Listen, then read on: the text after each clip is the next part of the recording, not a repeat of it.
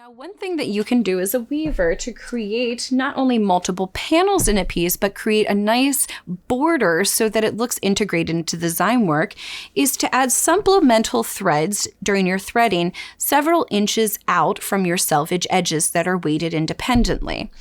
These independent threads allow your shuttle to travel out around those threads and create loops along the edges. This is a very simple piece that was actually created on a rigid heddle loom, and you can see along the edges there are a series of loops that come out approximately 1.5 inches from the border, but the next pick following it engages the selvage edge to keep it in. So every other row you're going out to the supplemental thread, followed by a pick that is engaging the selvage edge. Now those loops can add as a nice little border on the edge, or they can be used to attach several panels together. In this case, the loops are interlooped into one another to create not only a lacy binding technique for the panels, but also supports the decorative edge that's created here. There are several design elements that you want to take into consideration. You can make your life very easy and create one simple stripe design. For instance, the example that I have here in front of me used 4 colors, varying from a dark magenta to a white in the center. The nice thing about this project is I only needed to warp the loom once and create 3 panels, either cutting them off and setting them aside or just make one continuous bolt, depending on the size of equipment that you have to work with at home. The nice thing about doing something like this is it creates continuity in that each panel is identical to its neighbor, creating a really beautiful and simple design element. You also have the consistency of down the seam.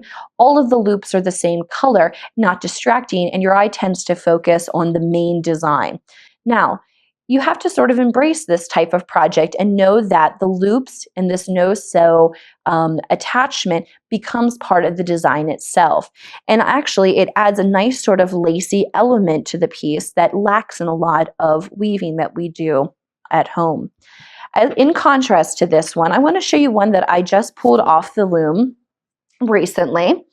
And this came out of the fact that I had access to a lot of really great sock yarn.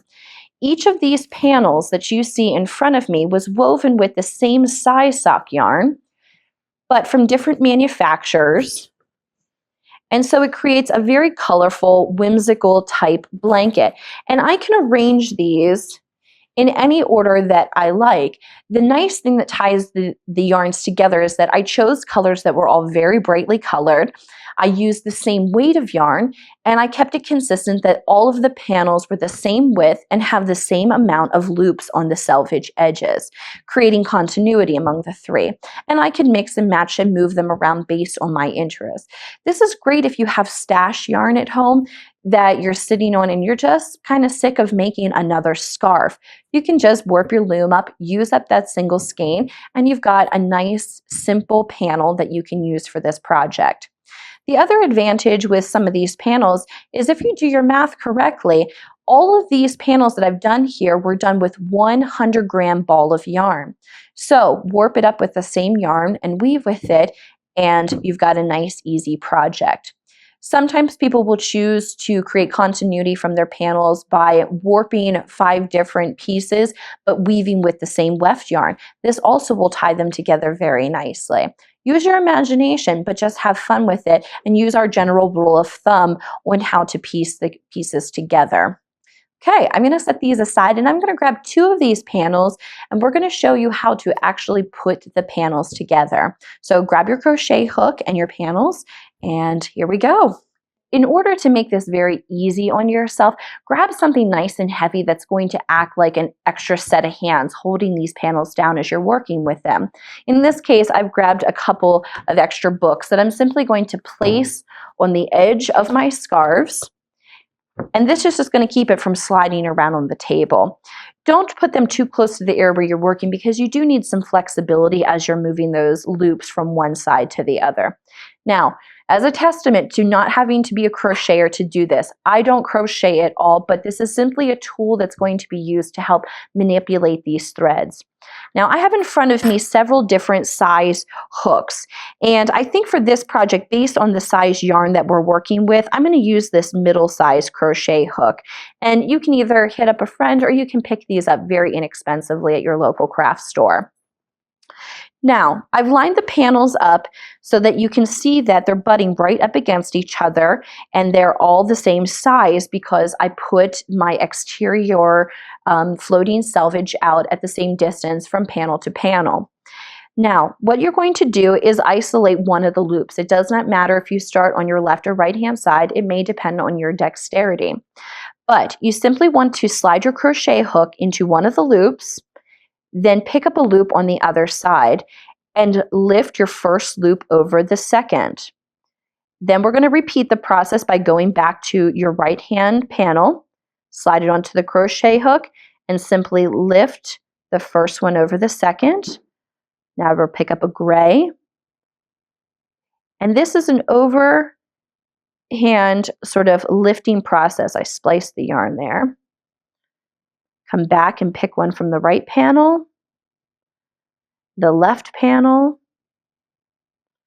the right panel, and over and over and over again. This yarn is fun because as I'm creating the seam, all the loops are different colors, so it's really drawing attention to the seam. Typically when you're seaming a blanket, you're trying to make it look as seamless as possible. But in this case, we're actually highlighting it as part of one of the design elements in our piece, and that's pretty freeing as somebody who is not a sewer. All right, I'm going to pause here for a moment and establish a little tension between the loops. As I pull in them, you can see there's this really beautiful zigzagging effect that's happening all up the interior of the piece. For those of you who are crocheters out there, you can see the potential in other type of design elements that you can add in here. But for those of us who struggle with seaming, this is a fantastic and freeing way of putting the panels together. So I'm going to continue along, and then when I get to the edge, I'm going to show you what we do with that very last loop so that it doesn't simply unravel itself. When you get to the end of the chaining process, you'll be left with one loop left over, and we need to secure it so that it doesn't simply unravel itself. The simplest way to address this is to tie it into our fringe. Now, this line of dark blue here is actually my waste material. So I'm going to take a moment with a very sharp pair of small scissors and remove my waste material. And for this project, I'm going to be tying my threads in bundles of 4 threads. So I'm going to remove my waste yarn here very carefully. And isolate my first 4 threads. Now, I like to do a fringe treatment where I take the last thread of my 4-thread bundle and exchange it with the next one so that it will lock in my last row of weaving, as you can see here. Sometimes when we go in with our overhand knots, we draw them apart and it really exposes that last row of weft. So by exchanging the last one in your bundle with the next one in line, it locks it into place. And I'll set those aside. Now, I need to tie it into my last loop here. So what I'm going to do is actually draw through that loop 2 of my 4 strands, like so. Grab the other 2 strands that will make up my bundle of 4 and secure it with an overhand knot. Now, I can be rest assured that this will never unravel itself and is neatly tied into my fringe. Then you can just continue your knotting process across the rest of the fringe or wait until you have the other panels included in your weaving.